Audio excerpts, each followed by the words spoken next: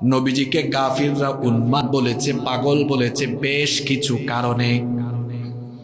কোরআন হাদিস এবং নবীজির জীবনী অধ্যয়ন করে সেখান থেকে আমি মোট 11টি কারণ বের করেছি কেন তারা নবীজিকে পাগল বলতো। সেগুলো এখন সংক্ষেপে তুলে ধরি। নাম্বার 1, 1 নাম্বার, তারা নবীজিকে পাগল বলতো। 1 নাম্বার কারণ, নবীজি তাদের সামনে তাওহীদের দাওয়াত দিয়েছেন, আল্লাহর একত্ববাদের দাওয়াত দিয়েছেন। সেই সময়ের লোকগুলো আল্লাহর একত্ববাদ ভুলে গিয়ে মূর্তির সামনে মাথা নত করত। পৌত্তলিক লোকগুলো শিরক করত। আল্লাহর নবী পৌত্তলিকতা পূর্ণ সেই সমাজে তাওহীদের ঘোষণা দিলেন। যখনই তাওহীদের কথা বললেন, তারা বলল পাগল হয়ে গিয়েছে। নাউজুবিল্লাহ। দলিল কোথায় শুনেন?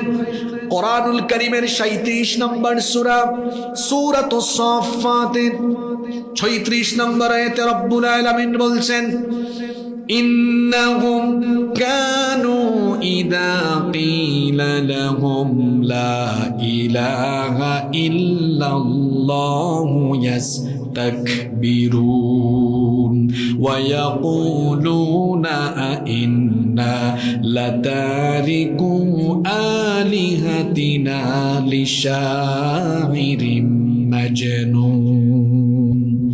আল্লাহ তাআলা বলছেন, যখন তাদেরকে বলা হলো, নবীজি যখন বললেন লা ইলাহা ইল্লাল্লাহ, আল্লাহ ছাড়া তোমাদের আর কোনো উপাস্য নাই, কোথায় মাথা ঠেকাও, ওই আল্লাহর ইবাদত করো। নবীজি এটা যখন বললেন, ইস্তাকবিরুন, তারা তখন অহংকার করলো। অহংকার করে তারা তখন বলেছিল, ওয়া ইয়াকুলুনা আইন্না লাতারিকু আলিহাতিনা লিশাইরিম মাজনুন, আমরা কি এই উন্মাদ কবির কথায়, এই পাগল কবির কথায় আমাদের দেব দেবতাকে ছেড়ে দিব নাকি? নাউযুবিল্লাহ। নবীজি তাওহীদের কথা বলায় কাফির মুশরিকরা নবীজিকে পাগল বলল। 2 নাম্বার কারণ, নবীজি যখন তাদেরকে বললেন ইন্নী নাযীরুল লাকুম বাইনা ইয়াদাই আযাবুন শাদীদ, বুখারীর হাদিস, নবীজি বললেন আল্লাহ আমাকে তোমাদের জন্য সতর্ককারী হিসাবে পাঠিয়েছেন, নবী বানিয়ে পাঠিয়েছেন, রাসূল বানিয়ে পাঠিয়েছেন। তারা বলল, মুহাম্মদ, আমরা পড়ি সাল্লাল্লাহু আলাইহি ওয়াসাল্লাম। কি কথা বলছো তুমি? তুমি তো আমাদের চোখের সামনে বড় হয়েছো, আমাদের চোখের সামনে তোমার শিশুকাল, কৈশোরকাল, যৌবনকাল কেটেছে। তুমি তো আমাদের মতো বাজার ঘাটে যাও, আমাদের মতো পেশাব পায়খানা করো, তুমি তো আমাদের মতো বিয়ে শাদিও করেছো, তো তুমি আবার নবী হও কেমনে? যখন তারা নবীজির কাছ থেকে নবুয়তের দাওয়াত শুনলো, রিসালাতের দাওয়াত শুনলো, ঈমান তো আনলই না, উল্টা নবীজিকে পাগল তারা উপাধি দিল। নাউজুবিল্লাহ। কোরআনুল কারীমের 44 নম্বর সূরা, সূরা দুখানের 13 নম্বর আয়াত থেকে আল্লাহ বলছেন, আন্না লাহুমুল যিকরা ওয়া ক্বাদ জাআহুম রাসূলুম মুবিন সুম্মা তাওয়াল্লাউ আনহু ওয়া ক্বালু মুআল্লামুম মাজনুন। যখন তাদেরকে বলা হলো আমি রাসূল, আমার উপর ঈমান আনো, তখন সুম্মা তাওয়াল্লাউ আনহু, তারা মুখ ফিরায় নিল, ওয়া ক্বালু, আর তারা বলল মুআল্লামুম মাজনুন, তুমি যেমন তেমন পাগল নও, প্রশিক্ষিত পাগল। নাউজুবিল্লাহ পড়বেন না? নাম্বার 3 নাম্বার হলো নবীদেরকে পাগল বলা। এটা ইসলাম বিরোধীদের নতুন রোগ না, এটা পুরান রোগ। পৃথিবীর 2 জন নবীকে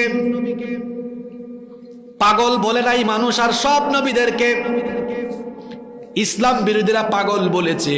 2 জন নবীকে পাগল বলা হয় নাই। জুড়ে বলেন কয়জন? একজন হলেন আদম নবী, সব মানুষের বাপ। তো বাপকে কেউ পাগল কয় নাকি? সবার সিনিয়র তিনি, তাকে আবার কে পাগল বলবে? উনি পাগল গালিটা শুনেন নাই। আর আরেকজন হলেন এমন নবী, মাত্র 13 বছর বয়সে তার বাবার রেখে যাওয়া সিংহাসনে তিনি বসে গিয়েছিলেন। নাম কি? মাশাআল্লাহ। দাউদ আলাইহিস সালামের ছেলে সুলাইমান আলাইহিস সালাম 13 বছর বয়সে সিংহাসনে বসেছিলেন। গোটা পৃথিবীতে তিনি বাদশাহী করেছেন। দুইজন মুসা নবী যখন হাতের লাঠি ফেলে দিয়ে সেটা যখন সাপ হয়ে গেল, ফেরাউন তখন বলল এটা একটা জাদুকর। শুধু তাই নয়, মুসা নবী যখন তার বগলের নিচে হাত রেখে বের করলেন, শুভ্রতা ছড়ালো আর রিসালাতের দাওয়াত দিলেন। ফেরাউন তখন আরো বলেছিল ক্বালা ইন্না রাসূলাকুমুল্লাযী উরসিলা ইলাইকুম লামাজনুন। যে লোকটা রাসূল বলছে তাকে, সে আসলে পাগল। নূহ নবীর উম্মত, নূহ নবীকে পাগল বলেছে। এইভাবে করে নবীদেরকে পাগল বলা এটা ইসলাম বিরোধীদের একটা পুরাতন স্বভাব, পুরাতন রোগ, নতুন রোগ শরীরে আসলে। শুনতেছেন তো আপনারা? এটা চিকিৎসা করা ডাক্তারের জন্য সহজ, কিন্তু রোগ অনেক দিন হয়ে গেছে, বাসা বেঁধে গেছে। এটা চিকিৎসা করা সহজ না জটিল? পুরাতন রোগের চিকিৎসা একটু জটিল হয়। আর নবীদেরকে পাগল বলা এটা পুরাতন রোগ। এখনো পৃথিবীতে নবীদেরকে নিয়ে ঠাট্টা উপহাস করে এমন মানুষ নাই। আবার নবীগণের ওয়ারিস কারা? উলামা মাশায়েখ। নবীদেরকে যেমন পাগল বলে গালি দেওয়া ইসলাম বিরোধীদের স্বভাব ছিল, নবীদের ওয়ারিসদেরকে দ্বীনি দাওয়াতের কারণে, কোরআনের দাওয়াত দেওয়ার কারণে এখন আপডেট ইসলাম বিরোধীরা আপডেট গালি দেয়। তাদেরকেও, উলামা মাশায়েখদেরকেও হাল জামানার ইসলাম বিরোধীরা নতুন আপডেট গালি মৌলবাদী আর জঙ্গিবাদী বলে গালি দেয়। এটা এদের পুরাতন রোগ। এটা কি রোগ? পুরাতন রোগ। পুরাতন রোগের চিকিৎসা এত সহজে হয় না। এদের চিকিৎসা তো আমরা করব না। এদের চিকিৎসা, এদেরকে সাইজ করবেন কে? একটাকেও আল্লাহ ছাড় দিয়েছেন? যারা নবীদেরকে পাগল বলেছে সবগুলারে আল্লাহ সাইজ করেছেন। আপনি প্রমাণ দেখতে চান তো কোরআন পড়েন। নূহ নবীকে পাগল বলেছে, গোটা জাতিকে একটা মহাপ্লাবন দিয়ে আন্ডা বাচ্চা শুদ্ধা সব শেষ করে দিয়েছেন কে? নবীদেরকে পাগল বলার পরিণতি ভালো হয়েছে? পানির অপর নাম জীবন। কিন্তু ফেরাউন পাগলার জন্য হয়েছে পানির অপর নাম। আল্লাহ সাইজ করে নাই। নমরুদকে আল্লাহ সাইজ করে নাই। দুনিয়ায় অতীতে সবগুলো দিন বিরোধীকে সাইজ করেছেন কে? সুতরাং এখনো যারা নবীগণের ওয়ারিসদেরকে আজে বাজে ট্যাগ লাগাইয়া গালিগালাজ করে, এখনো যারা এই পথেই সুপ্রতিষ্ঠিত আছে, তওবা করে যদি এরা ভালো না হয়, আল্লাহ তাআলা কিন্তু এমন ভাবে সাইজ করবেন, ইতিহাসের পাতায় কুখ্যাত হয়ে এরা চিরকাল থাকবে। কথা কি বোঝা যায়? 3 নাম্বার বলছিলাম, নবীদেরকে পাগল বলা এটা কাফিরদের, ইসলাম বিরোধীদের নতুন না পুরান রূপ? নাম্বার 4, 4 নাম্বার হলো এই কোরআন নবীজির কাছে একাধিক প্রক্রিয়ায় নাজিল হয়েছে, একাধিক পদ্ধতিতে নাজিল হয়েছে। ওহী নাজিল হলে নবীজির চেহারার মধ্যে একটা পরিবর্তন চলে আসতো। মাঝে মাঝে ঘন্টা ধ্বনির মতো আওয়াজ, ওহী নাজিলের সময় ঘন্টা ধ্বনির ন্যায় আওয়াজ হতো। কখনো কখনো স্বপ্ন যুগে ওহী নাজিল হতো। কখনো কখনো মৌমাছির গুঞ্জনের ন্যায় আওয়াজ শোনা যেত। আবার নবীজির উপরে যখন ওহী নাজিল হতো, ওহীর বুঝা, ওহীর ভারে, তখন নবীজি অত্যন্ত ঘেমে যেতেন। শরীর থেকে ঘাম বের হতো, নবীজি অত্যন্ত ঘেমে যেতেন।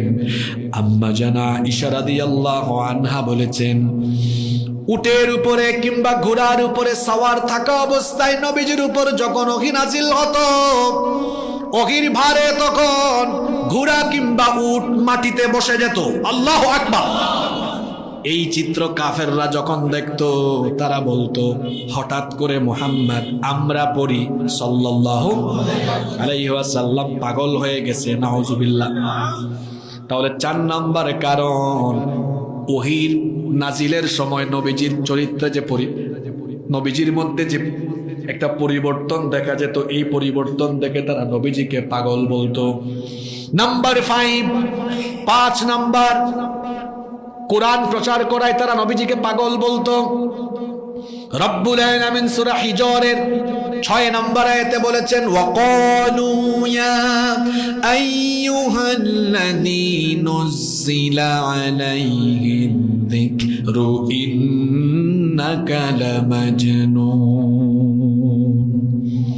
তারা বলতো, আর যার উপরে এই জিকির, জিকির হচ্ছে কোরআনের একটা নাম। এখন তো মানুষ মনে করে জিকির মানে হেই হুট হুট কাই, এগুলোকে জিকির মনে করে, দাঁড়ায়া যান, বসে যান, এগুলোকে জিকির বানিয়েছে। অথচ জিকির হলো কোরআন। সর্বশ্রেষ্ঠ জিকির হলো ইন্না নাহানু নাযালনা যিকরা ওয়া ইন্না লাহু লাহাফিযুন। এই কোরআন নাজিল করেছেন যিনি, হিফাজতের দায়িত্ব নিয়েছেন। এই কোরআন যার উপরে নাজিল হয়েছে সে একটা পাগল, নাউজুবিল্লাহ। এটা কাফিরদের কথা। কোরআন প্রচার করার কারণে কাফিররা নবীদেরকে পাগল বলে, নবীকে পাগল বলেছে। এখনো দেখবেন হাল জামানায় কাফিরদের চরিত্র ধারণকারী লোকেরা চারপাশে আছে। আলেমরা যখন কোরআন থেকে সত্য কথাগুলো বলে, তখন আলেমদেরকেও তারা গালিগালাজ করে। নাম্বার 6 নম্বর, ইকামতে দিনের কথা বলায়। নবীজিকে সেই যুগের কাফিররা পাগল বলেছিল। নবীকে আল্লাহ শুধুমাত্র নামাজের ইমামতির জন্য আর মানুষকে তাসবিহ তাহলিল জিকির আজকার শিখানোর জন্য পাঠান নাই। তাহলে নবীজিকে আল্লাহ কেন পাঠালেন শুনেন। হুয়াল্লাযী আরসালা রাসূলাহু বিল হুদা ওয়া দীনিল হক লিইয়ুযহিরাহু আলাদ দীনি কুল্লিহি ওয়ালাউ কারিহাল মুশরিকুন। সূরা সফ পড়লে দেখবেন সেখানে আল্লাহ বলেছেন তিনি হচ্ছেন সেই সত্তা যিনি তার রাসূলকে হিদায়াত দ্বীনে হক দিয়ে পাঠালেন। কেন পাঠালেন? লিইয়ুযহিরাহু আলাদ দীনি কুল্লিহি ওয়ালাউ কারিহাল মুশরিকুন। এই আসমান জমিন কার? এখানে আইন চলবে কার? ওই দায়িত্ব দিয়েছেন যাতে করে দুনিয়ার সকল পথ আর মতের উপরে ইসলামকে বিজয়ী আদর্শ হিসাবে প্রতিষ্ঠা করতে পারেন। দিন বিজয়ের এই দায়িত্ব দিয়ে নবীজিকে যিনি পাঠিয়েছেন তিনি কে?